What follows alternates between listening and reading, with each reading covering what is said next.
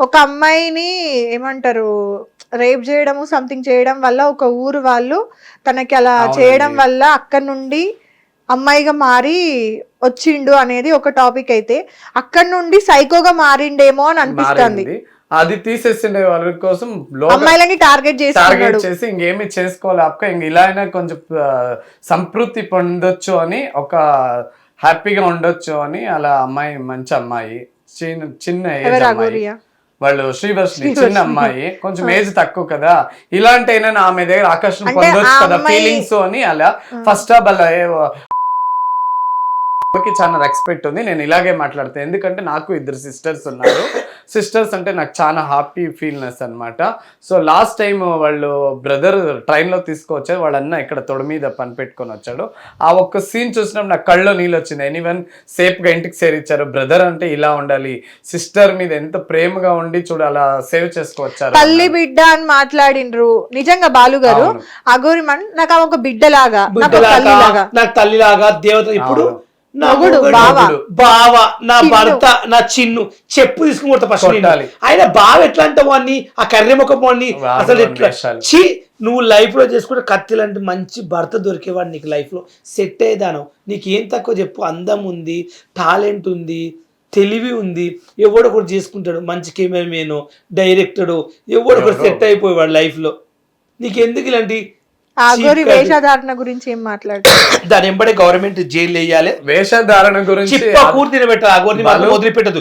Doctor Ambedkar తిట్టింది ఆ విషయంలో మాత్రం నేను ఖండిస్తున్నా. దాన్ని మాత్రం దాన్ని వేషధారణ గురించి ఏమంటానంటే ఆ వేషధారణనే ఇంతవరకు దాన్ని అఘోరిని బతికిస్తుంది. ఎందుకంటే మెయిన్ క్వశ్చన్ ఇది. మన అఘోరి సాంప్రదాయం అంటే సనాతన ధర్మం అంటే శివ పార్వతి ఆ రూప ధారణ నుంచే ఇంతవరకు వదిలారు. లాస్ట్ టైం చూడండి పోలీస్ వాళ్ళ మీద దాడి చేస్తుంది. లేడీస్ పోలీస్ వాళ్ళు ఎందుకు వదులుతున్నారంటే ఒక సనాతన ధర్మ ఒక అఘోరి అంటే ఒక రెస్పెక్ట్. మన హిందూ సాంప్రదాయమే అలా అన్నమాట. పూజిస్తారు, ఒక దేవతలాగా చూస్తున్నారు. ఇంకా వదిలేరు వాళ్ళు. దయచేసి ప్రభుత్వానికి నేను చాలా నమస్కరిస్తున్నాను, ఇంక వదలకండి ఆ అఘోరిని. మన సమాజానికి ఏంటి మెసేజ్ లేదు దాని గురించి, జస్ట్ భ్రష్టు పట్టించేసారు ఇద్దరు. ఇప్పుడు మీ ఒపీనియన్ ఏంటి అంటే ఇప్పుడు మీడియా వాళ్ళని చూపించడం అనేది కరెక్టా కాదా?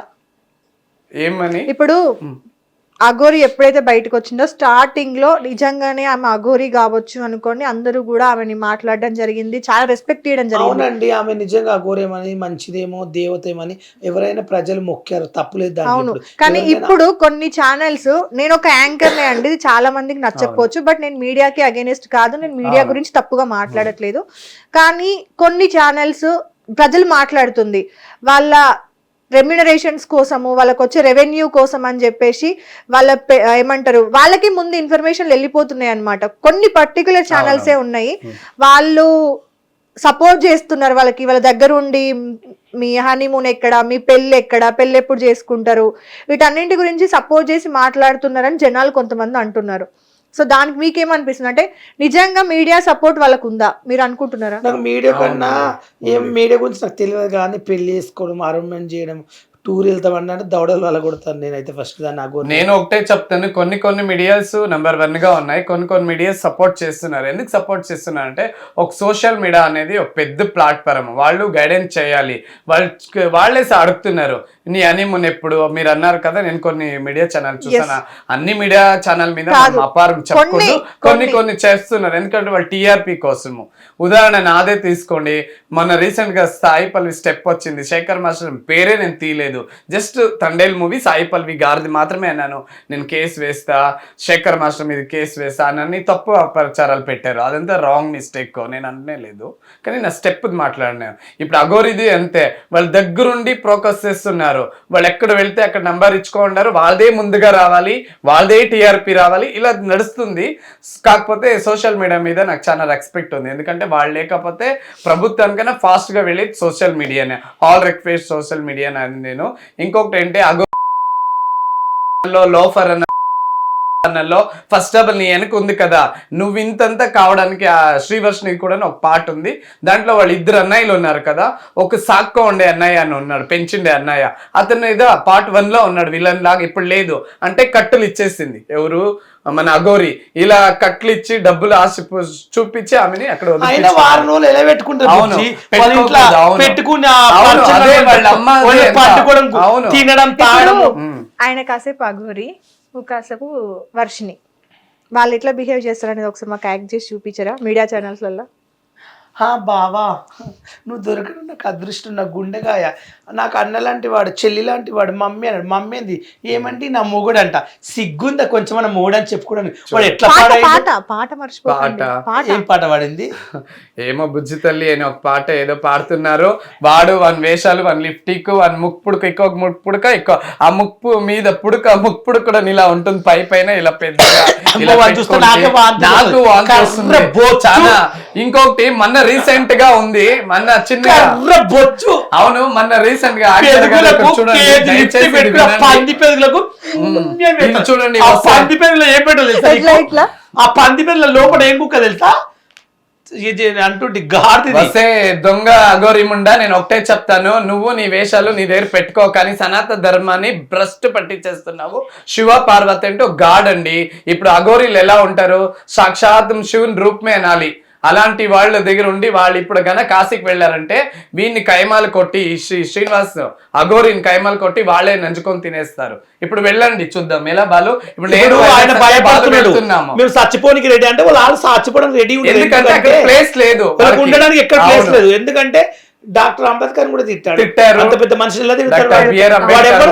పోలీస్ వాళ్ళని తిట్టారు, డాక్టర్ బిఆర్ అంబేద్కర్ తిట్టారు, సీఎం కూడా తిట్టారు, రేవంత్ రెడ్డి అందరు తిట్టారు. అలాంటి అందుకంటే వాళ్ళ వెనక ఏదో ఒక చైగ్ వాడ ఉంది, పెద్ద ఎత్తున ఏమో నడుస్తుంది. కానీ లక్షల లక్షల కోట్లు కోట్లు అంటే ఆగోడతాం మరి ఎక్కడ దాపెట్టిందో దాన్ని విల్లా ఉందట.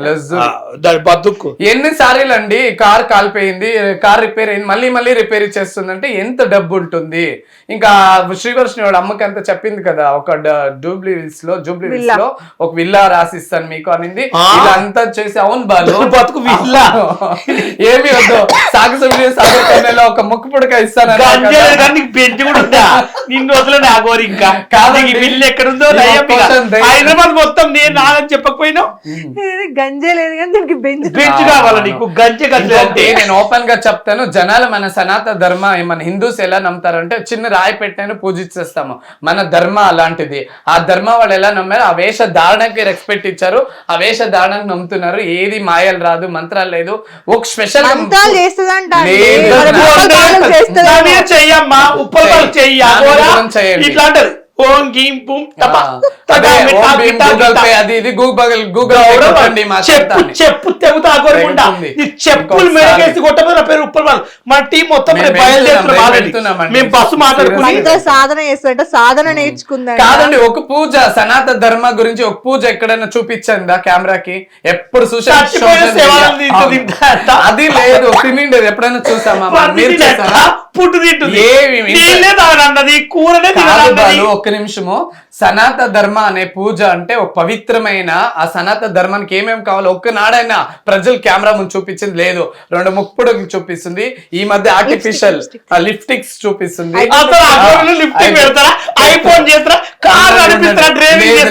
ఇంకొకటి ఇంత పెద్ద పెళ్లి చేసుకుంటారు అమ్మాయిలు కాదు బాలు, చూడు హెయిర్ ఎలా ఉందో, మా హెయిర్ ఎలా ఉందో చూడండి. ఒక్క నిమిషం, పూర్లు దేవతదా సిగ్గుండాలి స్టార్టింగ్ నుంచి చెప్పవా దొంగ దొంగ. ఇది ఆర్టిఫిషియల్ జుట్టు చూడండి, ఇంత పెద్ద జుట్టు, అది ఇలా మోసుకుంటూ మాట్లాడుతుంది. ఇలా ఇలా తిప్పిందా యా ఛానల్ అయినా చూడండి, ఇలా ఇలా అంటే పడిపోతుంది. ఇంత పెద్ద నైట్ అక్కడ తీసి పెట్టేది, మార్నింగ్ ఇక్కడ పెట్టుకునేది. ఇలా ఆర్టిఫిషియల్ అఘోరీకే మరాది తీసేసింది. ఇంకా నువ్వైనా వెళ్ళు, కాశీలో అడుగు పెట్టిరు, అక్కడ ప్లేస్ లేదు, ఇప్పటికే తెలిసిపోయింది. అఘోరీలే కాస్తున్నారు, ఈ అఘోరిని కాల్చుకొని తినడానికి పీడ దరిద్రం.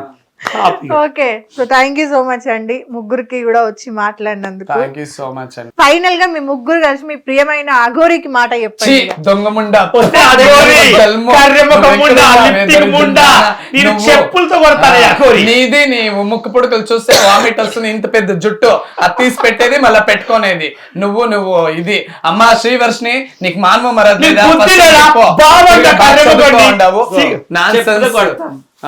నువ్వు అంబేద్కర్ గాని మాట్లాడాడు చెప్పులో కొడతాను నీకు, తెలంగాణ ఆంధ్ర వచ్చి చెప్తే కొడతాను. అది రాదు ఇంకా బిఆర్ అంబేద్కర్ చెప్పిండే మహా వ్యక్తిని నువ్వు అలా అన్నావు కదా అగౌరి, నీకు ఇప్పుడు అయ్యో అగౌరి భయపడుతుంది, సామానికి రెడీ ఉందంట, పిట్టు రోజుకు తగ్గిపోతుంది దరిద్రం అగౌరి పెడతాను నీకు వచ్చి అన్నది. అవును చూడు, మేము ముగ్గురు వస్తున్నాం సీరియస్ గా, ఇది నీకే వార్నింగ్. ఎన్కౌంటర్ చేసి పారేయండి వీళ్ళిద్దరు, ఇద్దరిద్దరు మొదలుతుంది. ఓపెన్ చేస్తే సార్ దరిద్ర ముఖందే వస్తుంది, ఇన్స్టాగ్రామ్ ఓపెన్ చేస్తే సార్ దరిద్రం ముండనే వస్తుంది, ఏ ఛానల్ చూడబుద్ధి అయితే లేదు. ఎందుకు ఈ ఘోరం? సత్య గారు తర్వాత ఒక విషయం చెప్పాలనుకుంటున్నాను. సినిమా రంగంలో త్రివేణి సంఘములు ఉన్నాయి, అంటే ఘంటసాల గారు, బాలసుబ్రహ్మణ్యం గారు, జేసుదాస్ గారు. అలాగే ఫీమేల్లో పి సుశీల గారు, ఎస్ జానకి గారు, కేఎస్ చిత్ర గారు. ఇప్పుడు ఈ రీసెంట్ పాలిటిక్స్ లో చూసుకుంటే మోడీ గారు, చంద్రబాబు గారు, పవన్ కళ్యాణ్ గారు. అలాగే సోషల్ మీడియాలో చూసుకుంటే ఉప్పల్ బాలు, వైజాగ్ సత్య, బెంగళూరు బుజ్జి. త్రివేణి సంఘం మేము, ఓకేనా? మాతో ఎవరు పెట్టుకున్నా టాప్ ప్లేస్ మాట్లాడు. కానీ నిజం చెప్పాలంటే బ్యాడ్ కామెంట్స్ పెట్టట్లేదు, అది చాలు నాకు. దయచేసి ఈ మధ్య బ్యాడ్ కామెంట్ ఆపిండారు, చాలా థ్యాంక్ యూ సో మచ్, ధన్యవాదాలు. మేము ముగ్గురు ఒక బ్రాండ్, మేము చూడండి ఒకరు మోసం చేయలేదు, మా బతికేది మా పొట్ట కోసం మేము బతున్నాం. స్నేహానికన్నా టైం అయిపోయింది, అది ఇంత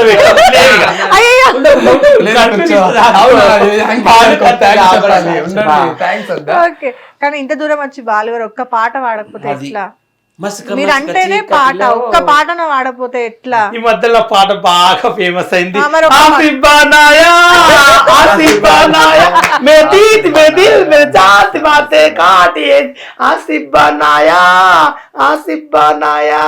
ఆ పాట బాగా ఫేమస్ అయింది. సో చూసారు కదండి, ముగ్గురి కాంబినేషన్ లో అగౌరి గారికి వార్నింగ్ అయితే ఇవ్వడం జరిగింది. సో ఈ విషయంలో ఈ ఇంటర్వ్యూలో పర్టికులర్ గా ఎవరిని కూడా, మీడియా ఛానల్స్ ని పర్టికులర్ గా మేము ఎవరిని కూడా తప్పు పట్టలేదు. కొన్ని ఛానల్స్ అనవసరమైన హైప్ ఇవ్వడం వల్ల మేజర్ ఇష్యూస్ జరిగేవి బయట చూపించడం లేకపోతున్నారు అనేది ఒక చిన్న బాధ.